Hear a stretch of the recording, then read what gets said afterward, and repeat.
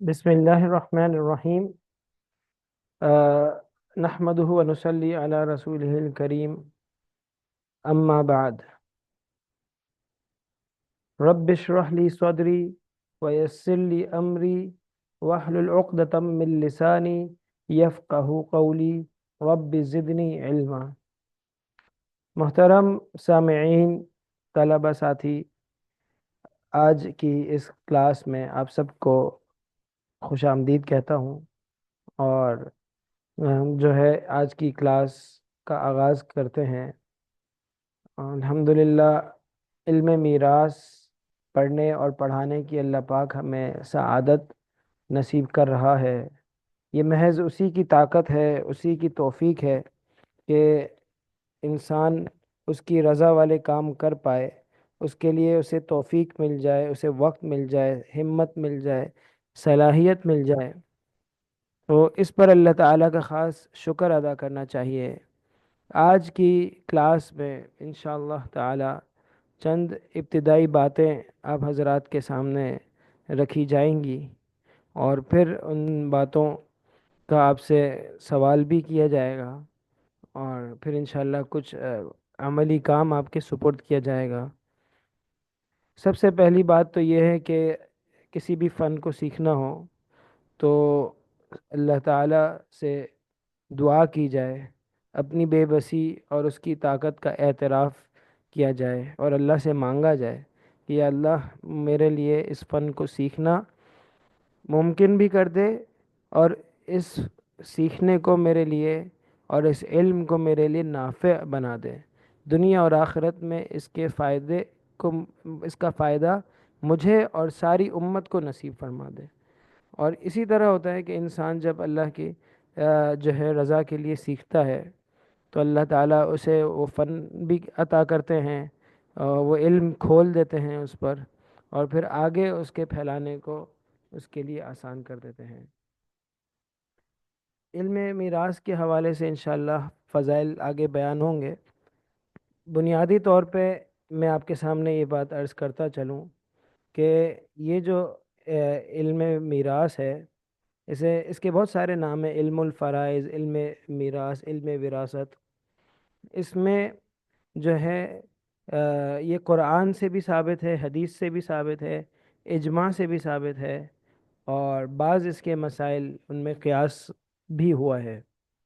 قیاس کے ذریعے سے یہ چار مصادر شرعیت ہوتے ہیں، ان چاروں مصادر سے یہ ہمیں استنباط ہوتا ہوا نظر آتا ہے، اور اس کے سیکھنے کے لیے ہمیں بلکہ کسی بھی فن کو سیکھنے کے لیے اس کی بعض اصطلاحات سیکھنی پڑتی ہیں، جنہیں انگریزی میں ٹرمینالوجیز بھی کہتے ہیں، اور اس کے علاوہ بعض جو ہے وہ مبادیات ہوتی ہیں، بعض اس فن کو سٹارٹ کرنے سے پہلے کچھ ان کی ابتدائی باتیں ہوتی ہیں کہ یہ کس چیز کے بارے میں ہے، اور اس کو سیکھنے کے لیے ہمیں کیا کیا آنا چاہیے، کہ اگر ہمیں یہ چیزیں آتی ہوں گی تو ہم اس کو سیکھ سکیں گے۔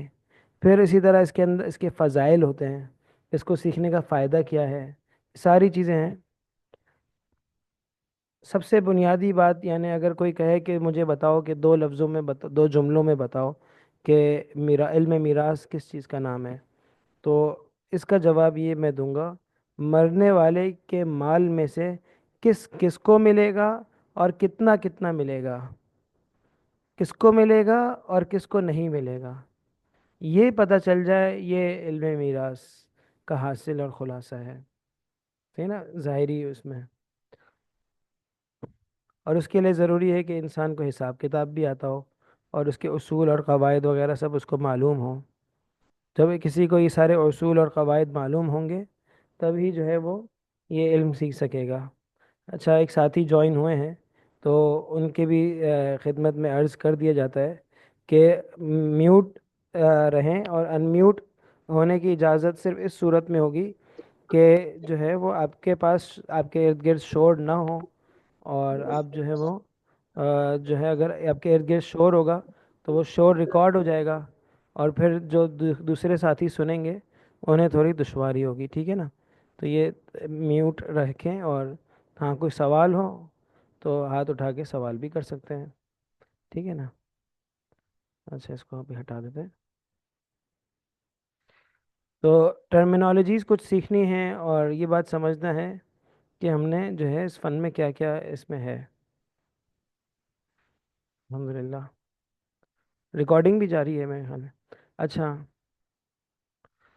جو سب سے پہلے میں یہ بتاتا چلوں کہ فن میراث کو سیکھنے کے لیے کن کن موضوعات کا جاننا ضروری ہے. ریاضی کے مضمون کے کن کن موضوعات میں آپ کو مہارت ہونی چاہیے، اس کے بعد آپ اچھے انداز سے فن میراث سیکھ سکیں گے. تو یہ میں نے چند ایک لکھا ہے، چند اعداد و شمار، گنتی ہے، ایک دو تین سے گنتی جتنی بھی ہو، لاکھوں کروڑوں تک ساری گنتی آنی چاہیے. اچھا نمبرات کی ایک پوری بحث اسکول میں بھی پڑھائی جاتی ہے. عدد کس کو کہتے ہیں، فریکشنز کیا ہوتے ہیں، یہ ساری چیزیں. اس میں ایڈیشن، سبٹریکشن، ذرا اسپیلنگ مسٹیک ہے، ملٹیپلیکیشن جو ہے پہاڑے ہوتے ہیں، ٹو ونز، اور یہ اسی طرح اردو میں بھی اس کو ایک دونی تینی اس طرح اکا دکا کر کے وہ پورے پہاڑے یاد کروائے جاتے ہیں. Two ones are two, two twos are four, یہ یاد ہونے چاہیے. ڈویژن آپ کو آپ کی پکی ہونی چاہیے. فریکشن کا آپ کو پتہ ہونا چاہیے کہ بھائی یہ 1/1/2 ہے، یہ 1.5 ہے، یہ جو ہے یہ سوا ہے، یہ پونا ہے. یہ ساری چیزیں آپ کو پتہ ہونی چاہیے. ایک اور تناسب ایک چیز ہے جو اسکول میں بتائی جاتی ہے، پروپورشنالٹی اس کو کہتے ہیں. جو ہے وہ اگر ایک بندہ ہے وہ 3 دن تک جو ہے وہ کیا نام ہے وہ 6 گھنٹے میں 16 میزیں بنا سکتا ہے، تو 3 بندے ہو جائیں گے تو کتنی میزیں بن سکیں گی. تو اس طرح سے یہ پروپورشنالٹی کہلاتی ہے. اس میں بھی آپ کو مہارت ہونی چاہیے. ریشو آپ کو سمجھ آنا چاہیے، ریشو کس چیز کو کہتے ہیں. یہ 1:3، 1:4 کا ریشو ہے. تو یہ ریشو کا آپ کو پتہ ہونا چاہیے، ریشو کس کو بولتے ہیں.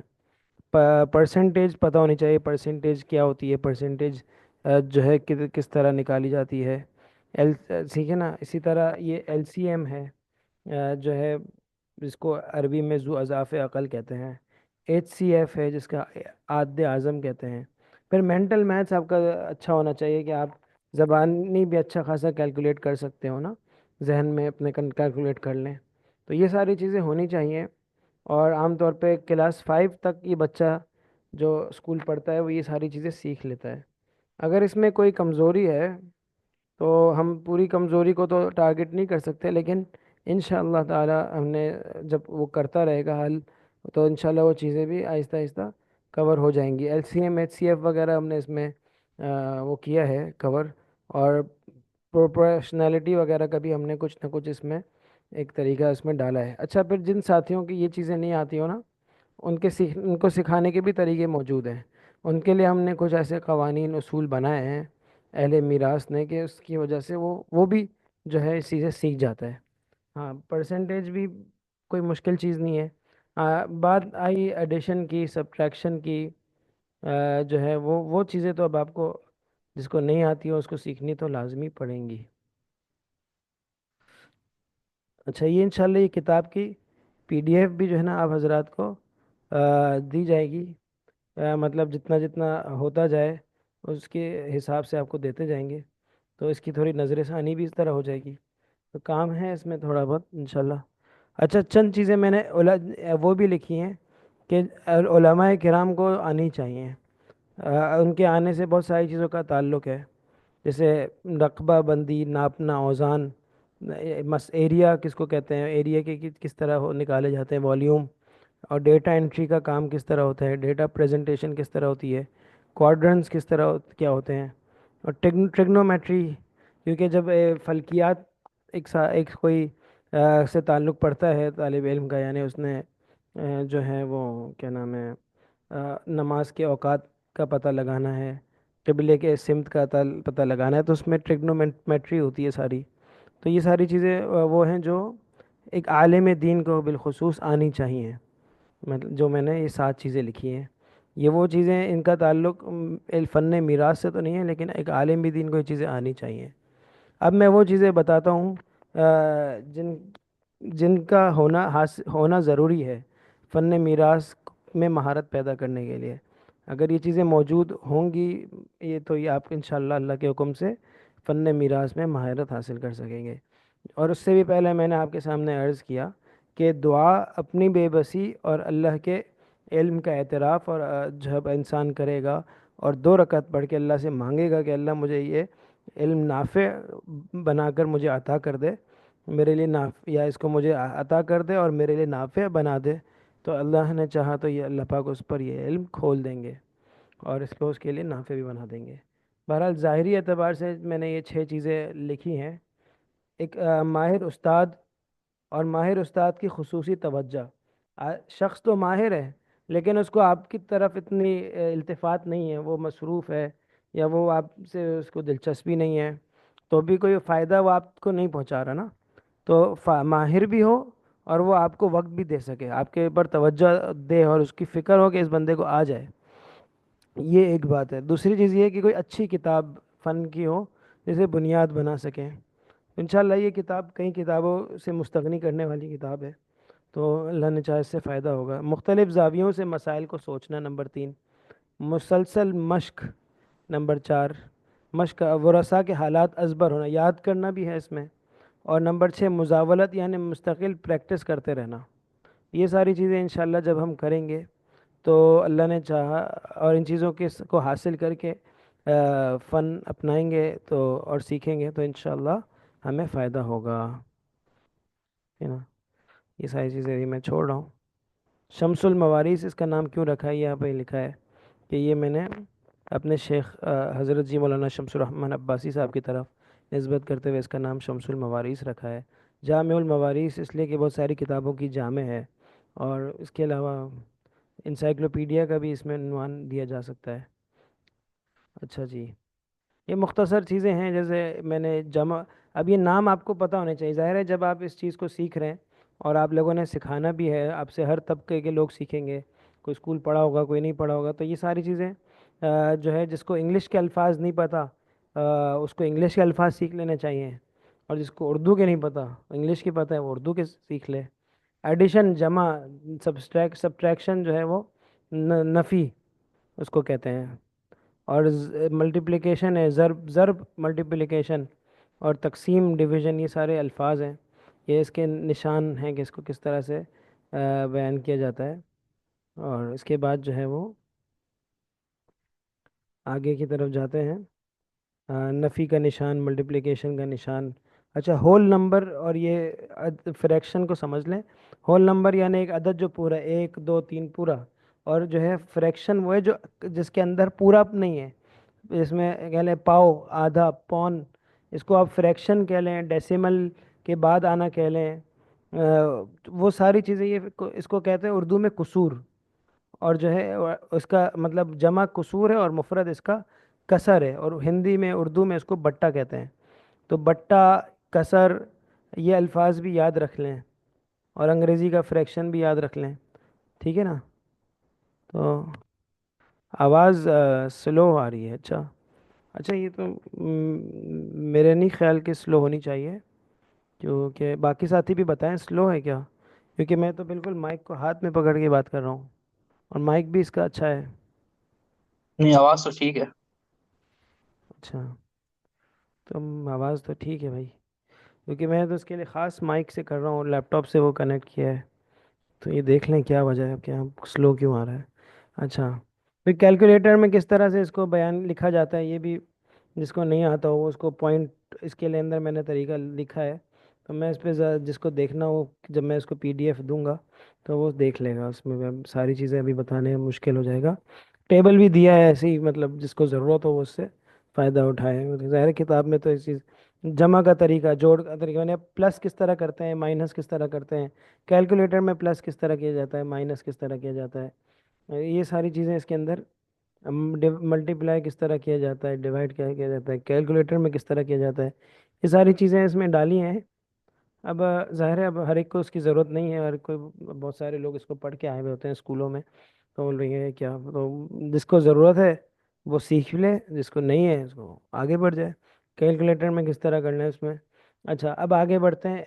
ایک ایک شعر ہے، اہمیت اس کا عنوان ہے: آئیے میراث سیکھیں اور سکھائیں اب ذرا، نصف علم اس کو رسول اللہ صلی اللہ علیہ وسلم نے فرما دیا، اہتمام آیت یوسیکم اللہ کیجئے، وارثوں کا حق بیاں قرآن و سنت میں ہوا۔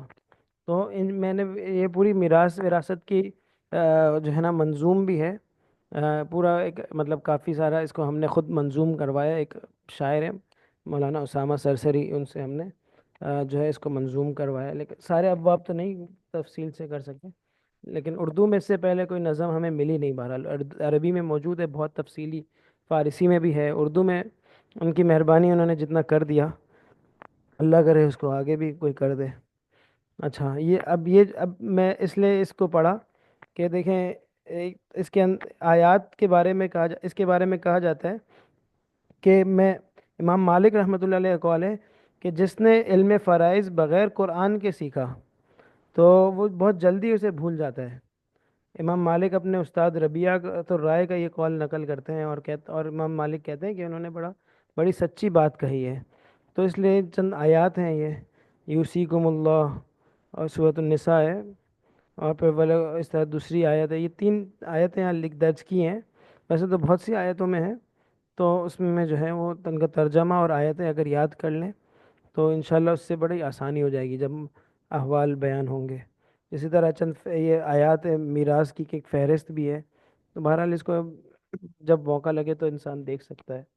تو یہ تھوڑی سی ایک مختصر سی بات تھی تمہیدات کے حوالے سے۔ پھر اب میں آپ کے سامنے جو ہے نا بتا دیتا ہوں کہ ایل سی ایم اور ایچ سی ایف اگر کسی کو نہیں آتا ہو تو وہ یہاں دیکھ لے، یا اس کو دہرانا ہو تو بھی دیکھ لے۔ اس کو ذو اضعاف عقل کہتے ہیں، ایل سی ایم کو اور ایچ سی ایف کو کہتے ہیں۔ اور ایک چیز جو شاید جن اسکول والوں نے بھی نہ سنی ہو، وہ ہے وفق۔ وفق کس چیز کا نام ہے؟ کہ دو عددوں میں سے ہر ایک کو اس کے عدد اعظم سے تقسیم کرنے سے جو جواب آئے وہ اسے وفق کہا جاتا ہے۔ تو یہ وفق کے جو ہے کیا نام ہے حوالے سے جو لکھا ہوا ہے وہ ساتھی پڑھ لیجئے گا، سمجھ آئے تو وہ بھی ٹھیک ہے، نہیں آئے تو انشاءاللہ اس پر ہم آگے سیر حاصل گفتگو کریں گے، فی الحال اس کا وقت نہیں ہے، اس کا وقت آئے گا، لیکن یہ اتنا ہے کہ سمپلیفیکیشن کو کہتے ہیں، نمبر جو ہے نا ان کو سمپلیفائی، جو اسکول والے ساتھی ہیں وہ سمجھ سکتے ہیں سمپلیفیکیشن کیا ہے۔ اچھا، اب ہم اپنے ابتدائیہ کی طرف آتے ہیں کہ جو ہے جس میں ہم بتائیں گے کہ اس فن کی مبادیات عشرہ کیا ہیں۔ ہر فن کے 10 مبادیات ہوتے ہیں، یعنی ابتدائی باتیں، 10 ابتدائی باتیں ہر فن کی ہوتی ہیں۔ تو ہم جو ہے انشاءاللہ علم میراث کی بھی 10 ابتدائی باتیں جو ہے پڑھیں گے، تو آپ کے سامنے وہ پیش ہے: ان مبادئ کل علم عشرہ، الحد والموضوع ثم الثمرہ۔ اس طرح چند اشعار ہیں، خیر ان کی ضرورت نہیں ہے، تعریف سب سے پہلے بتا دیتے ہیں کہ علم فرائض ایسا علم ہے جس کے ذریعے سے ہر وارث کا حصہ پتہ چلے، صحیح نا؟ اچھا، پھر اس میں تعریف دو تین قسم کی تعریفیں ہیں۔ پھر موضوع یعنی جس چیز کے اوپر بحث کی جائے گی، مقصد کیا ہے؟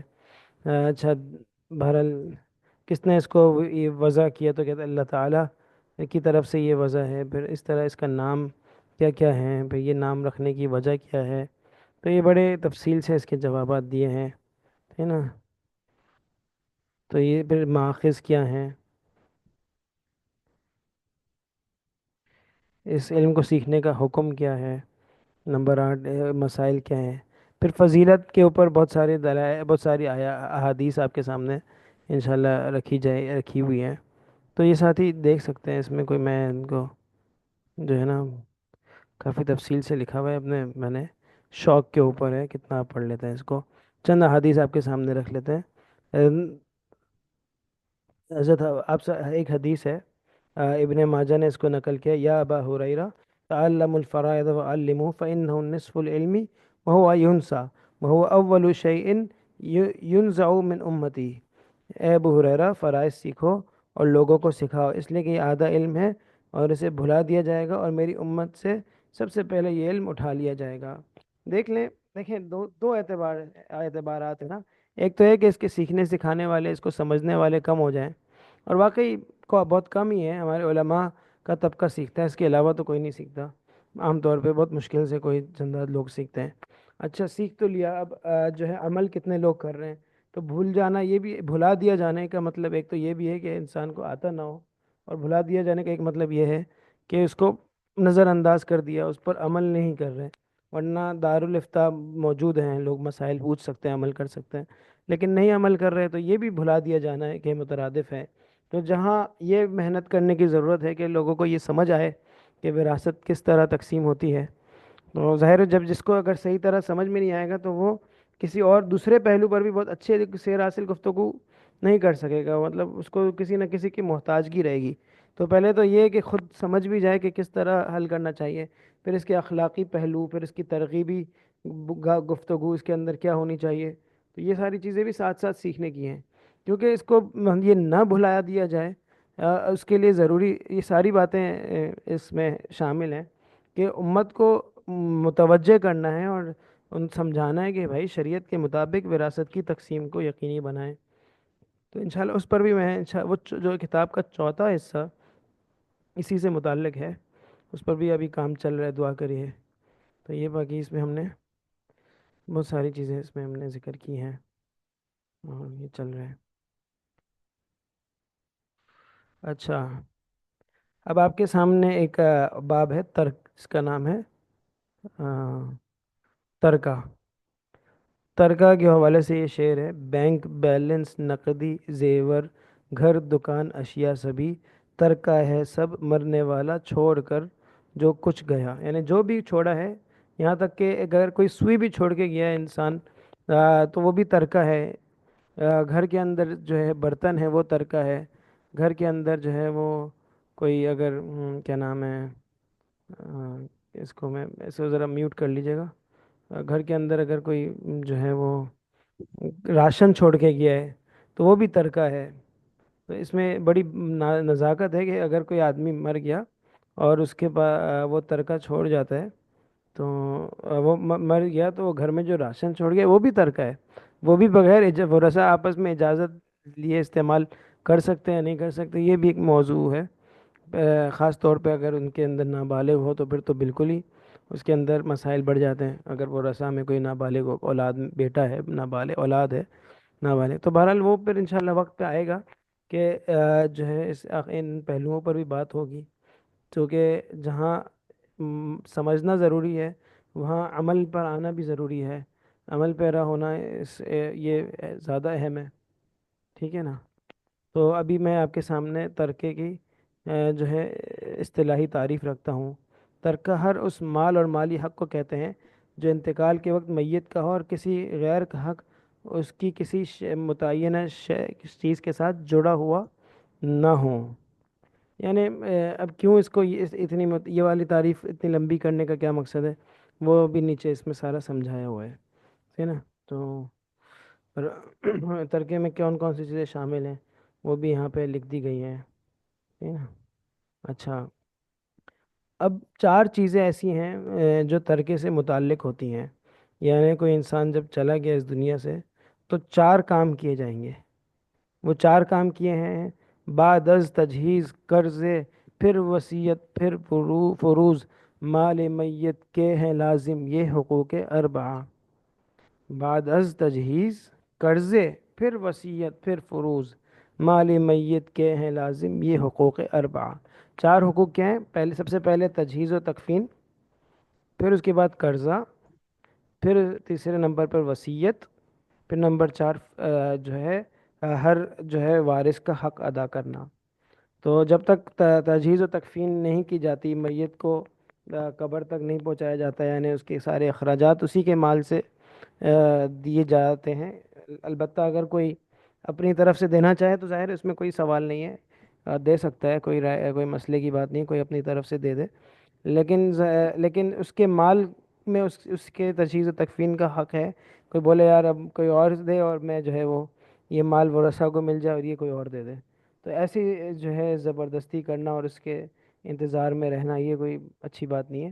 جو بھی تجہیز و تکفین کا خرچہ ہے، جس میں قبر خریدنا ہے اور جو ہے کفن خریدنا ہے اس کو کفن پہنانا ہے، پھر اس کو لے کر جانا ہے قبرستان تک، ساری چیزیں اس کے اندر شامل ہیں۔ دعوتیں کرنا، کھانا کھلانا اس میں شامل نہیں ہے۔ تو یہ جو باقی جو اہم اخراجات ہیں جو جو ہم کے سامنے رکھ دیے گئے وہ سارے جو ہے نا تجہیز اس میں شامل ہیں، وہ میت کے مال سے ادا کیے جائیں گے۔ اور اس میں عرف کو دیکھا جاتا ہے، معروف جو اخراجات ہیں وہ انسان کو سمجھ آ ہی جاتے ہیں۔ پھر اس کے بعد جو ہے قرضوں کی جب پہلے کام سے فارغ ہو گئے، یعنی تجہیز و تکفین کا عمل مکمل ہو گیا، تو دوسرے نمبر پر پھر قرضوں کی ادائیگی ہے۔ یعنی اب آپ کے ذمے مثال ہے، ایک آدمی چھوڑ کر گیا 1 کروڑ روپے، لیکن ساتھ اس کے اوپر 2 کروڑ کا قرضہ بھی ہے۔ تو اب تو قرض جو 1 کروڑ تو آپ نے دے دیا، بس 1 کروڑ سے زیادہ آپ کیا دیتے ہیں؟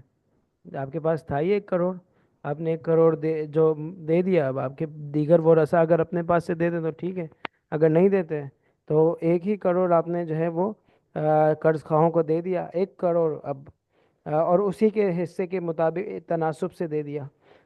جس کی جو 50 لاکھ مانگتا تھا اس کو 25 لاکھ دیے، کرتے کراتے تاکہ کیونکہ ظاہر ہے اس سے زیادہ آپ کے پاس ہے ہی نہیں۔ ہاں، اب ورثہ کو کیا ملے گا؟ ورثہ کو کچھ بھی نہیں ملے گا بھائی۔ کیوں؟ کیونکہ قرضہ اصل مال سے زیادہ ہے۔ 1 کروڑ بندہ وراثت چھوڑ گیا ہے، اور 1 کروڑ ہی ترکہ چھوڑ گیا، اور وراثت نہیں بولیں گے، 1 کروڑ ترکہ بولیں گے، ترکہ چھوڑ کے گیا ہے، اور 1 کروڑ ہی قرضہ ہے، تب بھی جو ہے وہ تجہیز و تکفین تو سب سے پہلے ہے، مثال ہے۔ تو اگر تجہیز و تکفین میں 1 لاکھ روپے بھی لگ جاتا ہے مثال ہے، تو 99 لاکھ بچتے ہیں، تو وہ 99 لاکھ شمار ہوں گے کہ 99 لاکھ قرضے میں دو۔ اور وہ کس تناسب، میں نے بتایا کہ ظاہر ہے تناسب، اگر آپ کو ریشو نکالنا، تناسب نکالنا، پروپورشنلٹی نہیں آتا ہوگا تو یہاں پہ آپ پھنسیں گے۔ تو یہ ساری چیزیں بھی آپ کو میں نے بتایا کہ یہ چیزیں آنی چاہیے۔ اچھا، قرضوں کی ادائیگی سے آپ جب فارغ ہو گئے تو اس کے بعد مثال ہے، اگر میں نے بتایا کہ کچھ نہیں بچا تھا تو ختم کہانی، اس سے آگے آپ نے جانے کی ضرورت ہی نہیں ہے۔ مائنس میں چلے گئے تو بھی قصہ ختم، اب بھی کہیں جانے کی ضرورت نہیں ہے، مطلب آگے کے 4 چیزوں میں سے 2 چیزوں میں ہی آپ کے سلسلہ رک جائے گا۔ ہاں، ایسا ہوا کہ آپ کے اوپر آپ نے تجہیز و تکفین بھی کی، قرضوں کی ادائیگی کی ترتیب بھی بنا لی، اس کے بعد بھی آپ کے پاس پیسہ بچ گیا بھائی، تو مثال ہے کہ آپ کے پاس جو ہے کیا نام ہے تجہیز و تکفین جو ہے وہ کا جو تھوڑا بہت خرچہ تھا وہ آرام سے ادا ہو گیا، اس کے بعد 3 کروڑ روپے جو ہے کہ ایک آدمی کے پاس بچے ہوئے ہیں۔ اب اس 3 کروڑ میں سے جو ہے کیا نام ہے، اور قرضہ کوئی نہیں ہے، قرضہ کسی کو کچھ بھی نہیں دینا، کاروبار میں بھی کوئی قرضہ نہیں ہے، کام میں بھی کوئی گھر میں بھی کوئی قرضہ نہیں ہے۔ قرض، اچھا مال ادھار لیا ہوتا ہے یہ بھی قرضہ ہوتا ہے، کسی سے کو مال، یہ ساری چیزیں بھی قرضے میں شمار ہوتی ہیں، یہ بھی دیکھا جائے گا۔ اچھا، قرضہ بھی کوئی نہیں ہے، تجہیز و تکفین بھی ہو گئی ہے، 3 کروڑ روپے چھوڑ کے یہ ہے، 3 کروڑ روپے بچے ہوئے ہیں۔ اب ان 3 کروڑ روپے کو کیسے دیا جائے گا؟ تو بتاتے ہیں کہ سب سے پہلے وصیت نافذ کی جائے گی، اور پھر اس کے بعد وراثت کی تقسیم ہوگی۔ وصیت جو ہے کیا ہوتی ہے؟ جو مرنے والا جو ہے کہہ جائے کہ بھائی ایک ول پاس کر جائے، ایک وصیت کر جائے کہ بھائی یہ جو ہے اتنا مال اس کو دے دو۔ اب وصیت حقوق اللہ کے حوالے سے بھی ہو سکتی ہے، حقوق العباد کے حوالے سے بھی ہو سکتی ہے۔ حقوق اللہ کے حوالے سے کیا وصیت ہو سکتی ہے؟ بھائی فدیہ ہے، نماز کا، روزوں کا، حج بدل ہے، یہ ساری چیزیں جو ہے نا حقوق اللہ کے حوالے سے وصیت شمار ہوتی ہیں۔ اگر کوئی آدمی یہ وصیت نہ کر جائے ان چیزوں کی تو ورثہ کے ذمے ان کا ادا کرنا ضروری نہیں ہوتا، البتہ کر لیں تو اچھی بات شمار ہوتی ہے۔ اور اگر جو ہے وہ چھوڑ جائیں، جو ہے وصیت کر جائے، تو لازم ہے کہ اس کے مال ہے، اس نے وصیت کی ہے اور اس کا مال کے 1/3 کے اندر یہ وصیت نافذ ہو رہی ہے، تو ظاہر ہے اس کو کرنا ہوگا۔ مثال ہے کہ حج کے اندر کوئی 11 لاکھ روپے میں حج ہو جاتا ہے، اور وہ آدمی جو ہے وہ 33 لاکھ روپے چھوڑ کے مرا ہے، تو ظاہر ہے 11 لاکھ روپے دے دیے جائے حج پہ۔ میں مثال دے رہا ہوں، اس میں جانا، گروپ کا خرچہ، پھر اس کے اندر وہاں رہائش، اس کے اندر وہاں بندے کا کھانا پینا، کچھ خرچہ یہ ساری چیزیں شامل کر کے دیکھا جاتا ہے۔ تو اور اگر اتنا ہے کہ مثال ہے 5 کم ہے پیسے، اور ان پیسوں میں قریب سے حج ہو جا سکتا ہے، کوئی آدمی سعودیہ کے اندر ہے وہاں سے حج تو خرچہ کر سکتا ہے، حج کا خرچہ، لیکن پاکستان سے نہیں کر سکتا، تو کسی سعودیہ کے بندے کو اس کام پہ لگایا جائے کہ بھئی تم 5 लाख 15 लाख छोड़ के गया, 5 लाख में سعودیہ سے ہو جاتا ہے حج. میں مثال دے رہا ہوں، کوئی مجھے اس کے اعداد و شمار نہیں پتہ، مثال کتنا لگتا ہے کیا نہیں، لیکن جو ہے کیا قوانین ہیں، لیکن میں بتا رہا ہوں کہ اگر کوئی اس طرح سے ہے تو وہ 1/3 کے اندر وہاں سے 5 لاکھ میں حج ہو جاتا ہے، وہاں سے مثال ہے. تو آپ نے اور 15 لاکھ ٹوٹل وراثت بچی ہوئی ہے، تو 15 ترکہ بچا ہوا ہے، تو آپ نے 5 لاکھ میں اس کا جو ہے حج کروا دیا، حج بدل ہو گیا، اور 10 لاکھ روپے جو ہیں اس کو وراثت میں پھر تقسیم کرنا ہوگا. وصیت جو ہے 1/3 کے اندر اندر ہوتی ہے. اچھا، میں نے حقوق اللہ کی مثالیں دے دی. حقوق اب بندوں کے حوالے سے بھی ہو سکتا ہے کہ بندوں کے اللہ کے لیے کچھ کر جائے، یہ بھی ہو سکتا ہے، اور بندوں کے لیے کچھ کر جائے، یہ بھی ہو سکتا ہے. صحیح ہے نا؟ تو حقوق اللہ ہو گئے، حقوق العباد میں بھی کچھ کرنا چاہے کسی کے ساتھ بھلائی، ساری چیزیں اس میں شامل ہیں. مسجد خود بنوانا چاہے، مدرسہ بنوانا چاہے، قرآن دینا چاہے. اچھا، اور پھر اس کے اندر یہ ہے کہ کتنا دینا چاہیے، تو وہ پوری ایک بحث ہے کہ بھائی تہائی سے کم دینا چاہیے. اگر وہ رسا غریب ہیں، ضرورت مند ہیں، تو کچھ بھی وصیت نہ کریں، اور وہ رسا اگر غریب نہیں ہے، مالدار ہیں، تو مناسب ہیں، تو پھر کتنا کر لے، یہ پوری ایک بحث ہے. اور اچھے غنی ہیں، مالدار ہیں، تو پورے تہائی تک وہ کر لینا چاہیے. لیکن اچھا تہائی، لیکن وہ تہائی تک کی گنجائش تو ویسے بھی ہے. یعنی اچھا، یہ ختم بھی ہونے والی ہے ہماری تو میں دوبارہ کلاس میٹنگ شیئر کر دوں گا اس طرح ہی، اگر یہ بند ہو گئی تو ٹھیک ہے نا. تو تہائی کے اندر اس کو گنجائش تو پوری تہائی کی ہے، لیکن پھر افضل اولا کا بتا دیا کہ وہ رسا کی مالی کیفیت کے اعتبار سے کیا افضل ہوگا، کیا افضل نہیں ہوگا، اس کو دیکھ لیا جائے گا. صحیح ہے نا؟ حقوق العباد کے اندر. اچھا جی. اچھا، پھر حقوق العباد کے حوالے سے بھی آپ کو بتا دیا گیا کہ بندوں کے حوالے سے وہ آدمی کچھ کسی کے ساتھ کرنا چاہتا ہے تو اچھی بات ہے. 1/3 کے اندر جو کرنا چاہے، اپنے پوتے کو دے، نواسے کو دے، اپنے دوست کو دے، لیکن ورثہ کو نہیں دے سکتا. ہاں، یہ بات یاد رکھنی ہے کہ جس کو دینا چاہے دے، وارث کو نہیں دے سکتا. وارث کے لیے وصیت نہیں ہے، لا وصیت لوارث. جب اللہ نے اس کے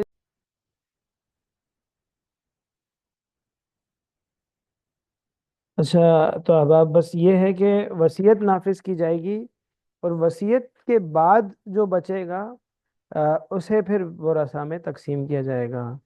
ٹھیک ہے نا؟ اب جو ہے میں اپنی بات کو پھر سے دہراتا ہوں. جو ہے وہ 4 حقوق ہیں جو ہے جو ترکے سے متعلق ہوتے ہیں. ترکہ کس چیز کو کہتے ہیں اس کا تذکرہ گزر چکا ہے. ترکے سے 4 چیزیں متعلق ہوتی ہیں. نمبر 1 جو ہے تجہیز و تکفین. تجہیز و تکفین سے فارغ ہوتے ہی نمبر 2 جو ہے کیا ہے؟ قرض. اس قرض سے فارغ ہونے کے بعد وصیت کی طرف آتے ہیں، اور وصیت 1/3 کے اندر کی جاتی ہے، اور 1/3 سے زیادہ میں وصیت درست نہیں ہے. وصیت چاہے جس چیز کی بھی کرے، اسے آزادی ہے. ہاں، جائز کام کی ہونی چاہیے.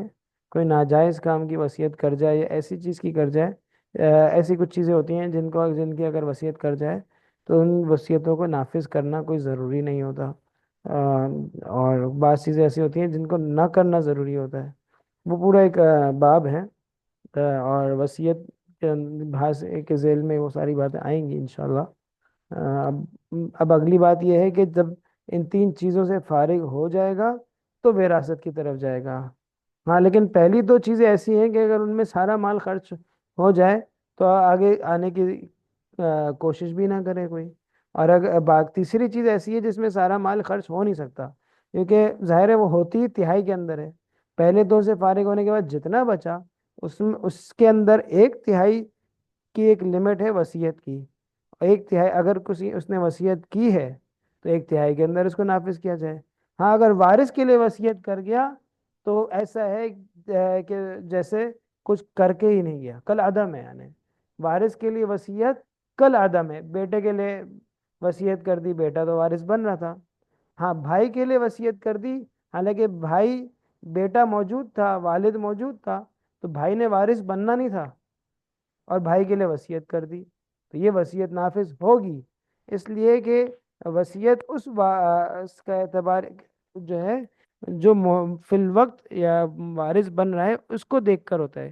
کوئی آدمی وارث بن رہا ہے، ہاں، اور اس کی بولے وصیت کی جائے تو معتبر نہیں ہے. وارث نہ بن رہا ہو اور اس کے لیے وصیت ہو جائے تو وہ معتبر ہوگی۔ ہاں بالفرض ایسا ہوا کہ وارث تو نہیں بن رہا تھا اور وصیت کر دی، جو ہے لیکن پھر بعد میں وہ وارث بننے لگ گیا، وارث بن گیا، تو اب وہ وصیت باطل ہو جائے گی۔ مثال ہے، ایک آدمی نے اپنے جانے سے بھی پہلے اپنے بھائی کے لیے وصیت کی، اور اس آدمی کا بیٹا موجود تھا اور والد تھا ہی نہیں، والد انتقال کر گیا تھا پہلے ہی، والد اب بھائی موجود تھا، اب اور بیٹا بھی تھا بیٹے کے لیے، لیکن اللہ کی شان، اس آدمی کے مرنے سے پہلے اس کا بیٹا مر گیا۔ اب بیٹا پہلے مر گیا، باپ بعد میں مر رہا ہے، اب بیٹا تو، اب جب باپ مر رہا ہے تو بیٹا تو وارث نہیں بنے گا کیونکہ بیٹا تو ہے ہی نہیں۔ تو اس صورت میں، اور جو ہے بھائی اور بیٹا جب نہ ہو تو بھائی وارث بنتا ہے، تو بھائی وارث بن گئے اور اس کے لیے وصیت بھی کی تھی، اب وصیت نہیں ملے گی، وراثت ملے گی جی، چاہے وصیت زیادہ ہو وراثت کم ہو، اس کو ہم نے نہیں دیکھنا۔ یہ چیزیں چند باتیں آپ کے سامنے رکھتی تاکہ آپ کا تھوڑا کانسیپٹ جو ہے وصیت کے حوالے سے بھی کلیئر ہو۔ تفصیلات آگے انشاءاللہ آئیں گی۔ اور نمبر 4 آپ کے پاس وراثت ہے۔ پھر وراثت کن کن لوگوں کو دی جاتی ہے؟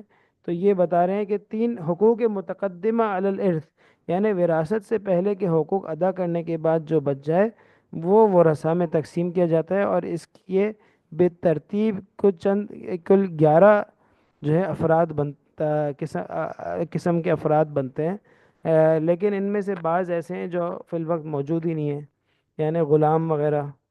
اچھا، اب بات یہ ہے کہ ان میں سب سے زیادہ اہم کو ہم دیکھ لیتے ہیں۔ سب سے پہلے اصحاب فرائض اور عصبات، عصبات نسبیہ، یہ سب سے زیادہ اہم ہے۔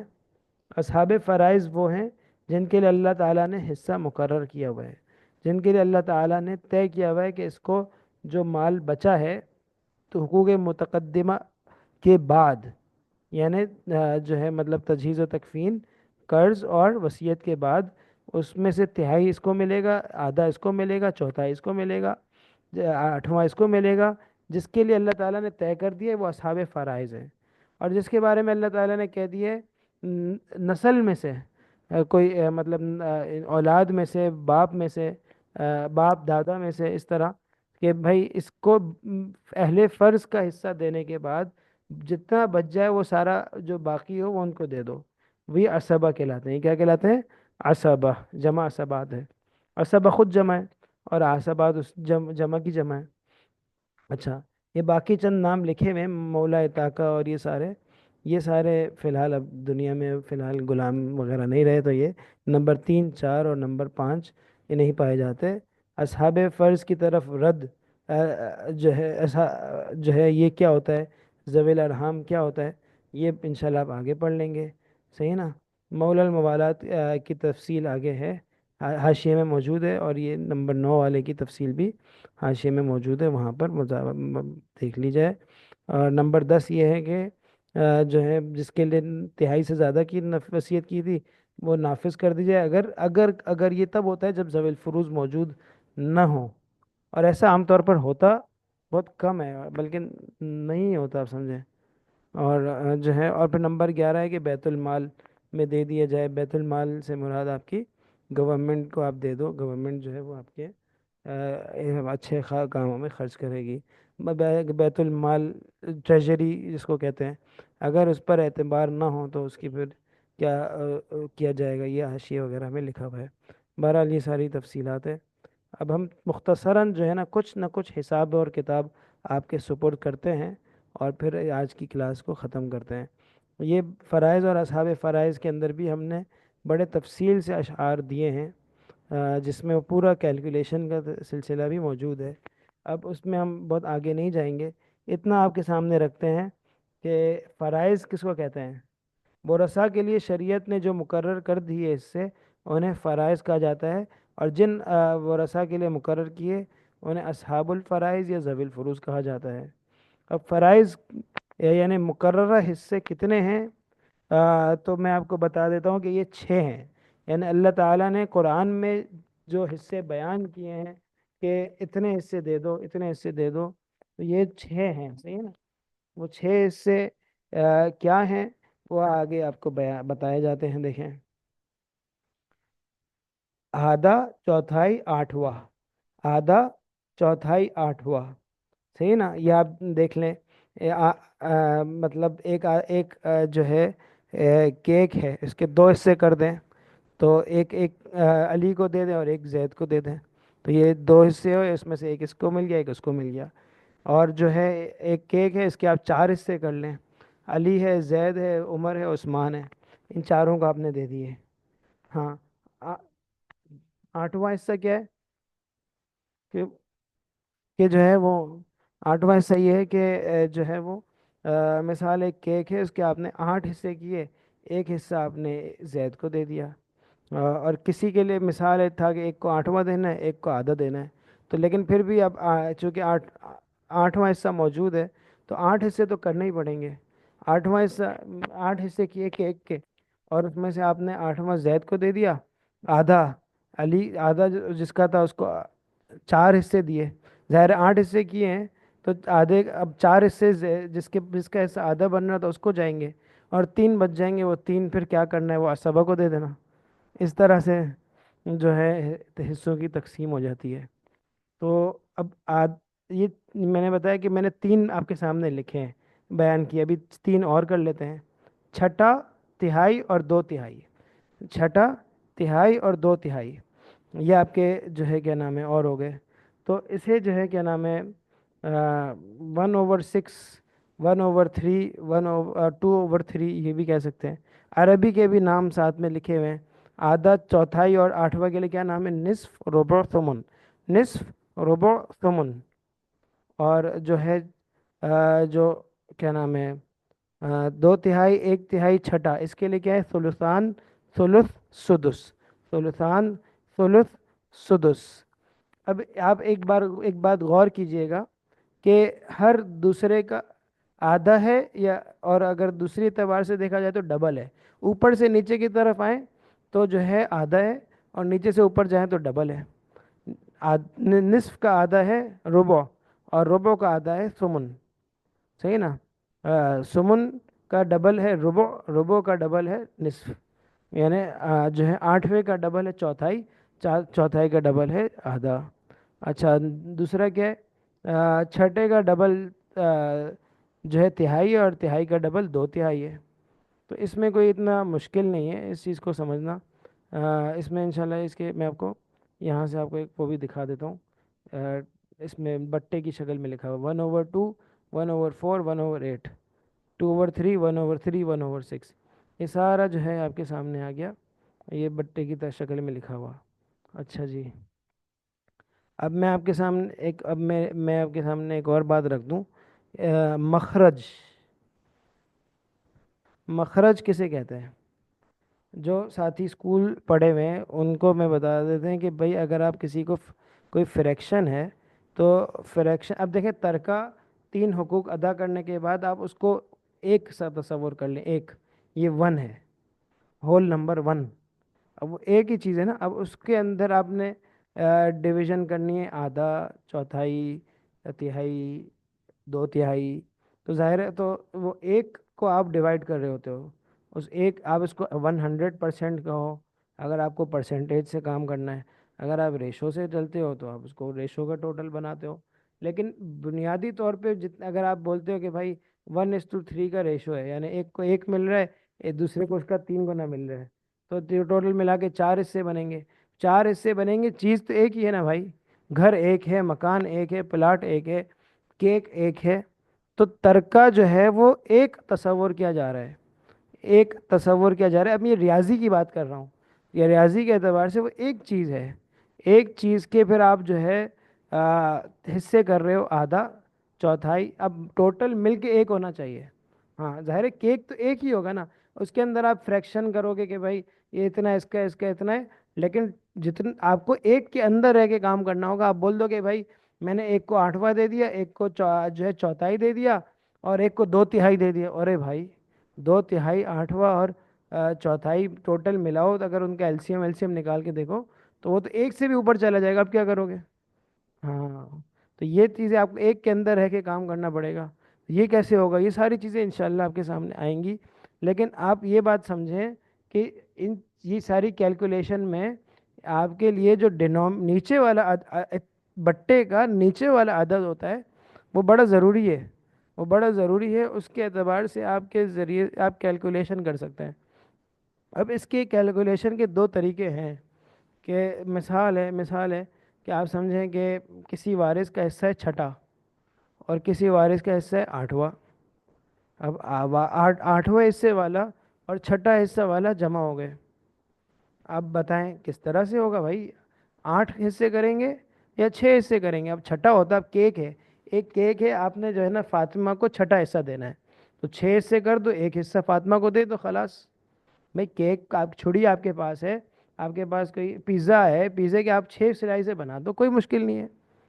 لیکن اگر آپ نے جو ہے ایک کو 8واں حصہ دینا ہے اور ایک کو چھٹا دینا ہے، اب آپ کیا کرو گے؟ جو ساتھی ایل سی ایم پڑھا ہوا ہوگا وہ بولے گا بھائی 8 اور 6 کا ایل سی ایم نکالو، لیسٹ کامن ملٹیپل کیا ہوتا ہے؟ تو یا پھر آپ ایسا کرو 1/8 لکھو اور لکھو 1/6، 1/8 اور 1/6 کو جمع کرو۔ جب 1/8 اور 1/6 کو جمع کرنے بیٹھو گے تو آپ بولو گے کہ یار جو ہے ان کا جو ہے میں آپ کے سامنے تھوڑی سی اس کی پریکٹس کر دیتا ہوں۔ 1/8 ہے اور پلس، کیونکہ پلس کرنا ہے، ٹوٹل 1 تک پہنچنا ہوتا ہے، تو 1/6 ہوتا ہے۔ تو اب آپ کیسے کرو گے؟ تو آپ بولو گے کہ یار ایسا کرتے ہیں کہ ان کا جو ہے نا ایل سی ایم نکالتے ہیں۔ ایل سی ایم جو ہے وہ اس طرح کر کے نکلتا ہوتا ہے، تو آپ جو ہے نا یہاں 6 لکھو گے اور آپ یہاں 8 لکھو گے، ایسے غلطی ہوگی۔ پھر آپ بولو گے کہ یار اس کو جو ہے وہ 2 کو لے لیتے ہیں، 2 سے ہے وہ 3 × 6 ہو جائے گا، 2 × 4 = 8 ہو جائے گا۔ پھر آپ بولو گے کہ یار 4 بھی لے لیتے ہیں، کیونکہ 3 اور 4 تو الگ الگ ہی ہوں گے، تو 3 × 1 = 3 ہے، 3 × 4 = 4 ہے، اور کیا نام ہے، 3 × 1 = 3 اور 4 ایسے ہی نیچے لانا پڑے گا۔ اب اگر کسی کا ایل سی ایم کلیئر نہیں ہے تو اب میں وہ یہ طریقہ یا تو ایل سی ایم سیکھ لے، یا وہ یہ طریقہ چھوڑ دے، اس کے لیے دوسرا طریقہ ہے۔ یہ طریقہ ان لوگوں کے لیے جنہوں نے ایل سی ایم پڑھا ہوا ہے، صحیح نا؟ ایل سی ایم کس طرح ہے وہ آپ کے سامنے ہے، وہ طریقہ بھی میں نے کتاب میں لکھا ہے، وہ پڑھ بھی لے، سیکھ لے، فائدہ ہے انشاءاللہ۔ اب آپ 2 اور 3 اور 4 کو ملٹیپلائی کریں گے آپس میں، 6 یہ کتنا بن جاتا ہے؟ یہ 24 بن جاتا ہے۔ اب 24 کا، اب یہ کہ میں نے 8 کو 24 بنانا ہے اور 6 کو بھی 24 بنانا ہے، تو وہ کس طرح سے ہوگا کہ میں 8 کو 3 سے ملٹیپلائی کروں گا، نیومریٹر کو بھی اور ڈینومینیٹر کو بھی، اوپر والے حصے کو بھی اور نیچے والے کو بھی، اور 6 کو 4 سے ملٹیپلائی ضرب دوں گا، ملٹیپلائی کروں گا، تو وہ بن جائے گا 24، اور جو ہے وہ نیچے والا 1 ہو جائے گا، ایک جیسا ہو جائے گا، مطلب 3/24 اور 4/24۔ اچھا ایک بات یاد رکھیے گا، اچھا اس کو اگر ملا کے ساتھ لکھنا چاہوں تو یوں بھی کر سکتا ہوں، ایک لمبی لکیر کھینچ لی اور نیچے ایک 24 لکھ دیا، لیکن میں نے اس طرح نہیں کیا تاکہ آپ کو کنفیوز نہ ہو، آپ بولے ایک ہی ہے سارے۔ تو 3/24، اب آپ 8 میں سے ایک حصہ دو یا 24 میں سے 3 دو، اس میں کوئی فرق ہے؟ آپ مجھے بتائیں کہ آپ کسی کو 8 حصے کر کے ایک حصہ دیں، اب جو ہے کیا نام ہے، مثال ہے، آپ اے- آپ نے کسی کو آدھا دینا ہے، آپ 4 میں سے 2 دے دیں یا 2 میں سے 1 دے دیں، برابر ہے کہ نہیں ہے؟ تو 8 میں سے 1 دو یا 24 میں سے 3 دے دو، 6 میں سے 1 دے دو یا 24 میں سے 4 دے دو، یہ برابر ہے، صحیح ہے نا؟ یہ بات سمجھنے کی ہے، اور اگر کسی ساتھی کو سمجھ میں نہیں آ رہی ہے تو وہ مجھ سے پوچھ لے، ٹھیک ہے نا؟ اچھا جی، یہ طریقہ ایل سی ایم والا جو ہے وہ ایک ہے طریقہ جو اپنایا جائے گا، اور دوسرا طریقہ جو اپنایا جائے گا وہ ہے ہم آپ کو وہ اصول کا اصول کیا ہے کہ آپ کو ایل سی ایم نکال کے بتا دیں کہ بھائی یہ ایل سی ایم نکالیں، اور یہ جو ہے اس طرح کا جو ہے وہ کیا نام ہے، ایل سی ایم نکال کے ہم نے ڈیرائیو کر لیا ہے کہ یہ جو ہے آدھا کیا نام ہے اصول ہیں، یہ 24 ہے، یہ 12 ہے، اب اسی پر چلیں گے۔ اچھا جی، کیا مطلب، اس کو بعد میں ڈسکس کر لیتے ہیں، سب سے پہلے مخرج کی تعریف دیکھ لیں۔ یہ جو 6 حصے ہیں، وہ ہر حصہ کسی عدد سے نکلتا ہے، صحیح ہے نا؟ اس عدد کو کیا کہتے ہیں؟ مخرج کہتے ہیں۔ اب جو ہے وہ چھوٹے سے چھوٹا عدد جس سے حصہ نکل سکتا ہے، اس حصے کو مخرج کہا جاتا ہے۔ جیسے سدس کا جو مخرج ہے وہ 6 ہے، روبو کا مخرج 4 ہے۔ اس کو یعنی جو اگر بٹا لکھو تو بٹے کے اندر جو نیچے والا عدد ہوگا وہ جو ہے نا کیا کہلائے گا؟ وہ مخرج کہلائے گا۔ ثمن کا مخرج 8 ہے۔ مخرج اب کیک ہے، آپ نے کیک کے 8 حصے، اگر آپ کو 8واں حصہ نکالنا ہے تو آپ کیک کے کتنے حصے کرو گے؟ 8 حصے۔ تو 8 کیا ہو جائے گا؟ اگرچہ آپ نے نکالنا ایک حصہ ہے جو کہ 8واں ہے کیک کا، لیکن آپ نے ٹوٹل کیک کے کتنے حصے کیے؟ 8 کیے، تو مخرج کیا ہوا؟ 8 ہو گیا، صحیح نا؟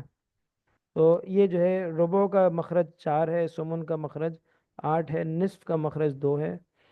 یہ اس طرح آپ کے سامنے ہم نے رکھ دیا، صحیح ہے نا؟ اب یہ مخرج معلوم کرنے کے دو طریقے بھی آپ کے سامنے رکھ دیتے ہیں، کہ ایک تو ہے کہ جو ہے آپ کو ایل سی ایم کے ذریعے سے آپ نکال لو، اور دوسرا طریقہ یہ ہے کہ آپ کو بتا دیا جائے کہ بھائی کون سے جو ہے مخرج کیا ہوتے ہیں، کون سا مخرج، کون سے عدد کا مخرج کیا ہوتا ہے اور کون سے عدد کا مخرج کیا ہوتا ہے۔ تو یہ آپ کے سامنے ہم واضح کر دیں، سمجھ میں آ رہی نہیں آ رہی؟ تو آج جو ہے وہ میں آپ کے سامنے ایک اتنی سی بات رکھ دیتا ہوں، کیونکہ ظاہر ہے کچھ نہ کچھ پریکٹیکل کام دینا ہے ساتھیوں کو۔ نوع اول کے ہم نے 3 پڑھے، آدھا، چوتھائی اور 8واں حصہ، اور نوع ثانی کے ہم نے 3 جو ہے پڑھے، 2 تہائی، 1 تہائی، چھٹا، ٹھیک ہے نا؟ پہلے والے کو ہم نصف، ربع، ثمن، اور دوسرے والے کو ثلثان، ثلث اور سدس سے یاد کرتے ہیں۔ یہ عربی نام بھی یاد کر لیں، کیونکہ میں نے اکثر جگہوں پر عربی ہی اس ناموں کو آگے چلایا ہے، کیونکہ ظاہر ہے عربی کتابیں اس میں ہیں تو اس سے آسانی رہتی ہے۔ تو یہ نوع اول اور نوع ثانی ساتھیوں کو یاد کر لینا چاہیے، اور انشاءاللہ اب کل اللہ نے چاہا تو جو ہے مزید تفصیل رکھی جائے گی، کہ جس میں جو ہے نوع اول اور نوع ثانی کو کس طرح سے حل کیا جائے، اگر دونوں کہیں آ جائیں تو کیسے پتہ کیا جائے، یہ صاحب کے سامنے انشاءاللہ رکھا جائے گا، اور کچھ تھوڑا بہت کام بھی دیا جائے گا انشاءاللہ تعالی۔ ٹھیک ہے، کوئی سوال؟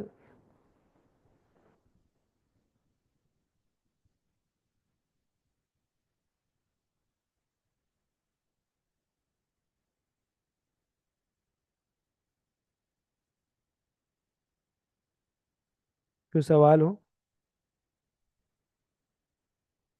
بس ختم کرتے ہیں کلاس، جزاک اللہ خیر۔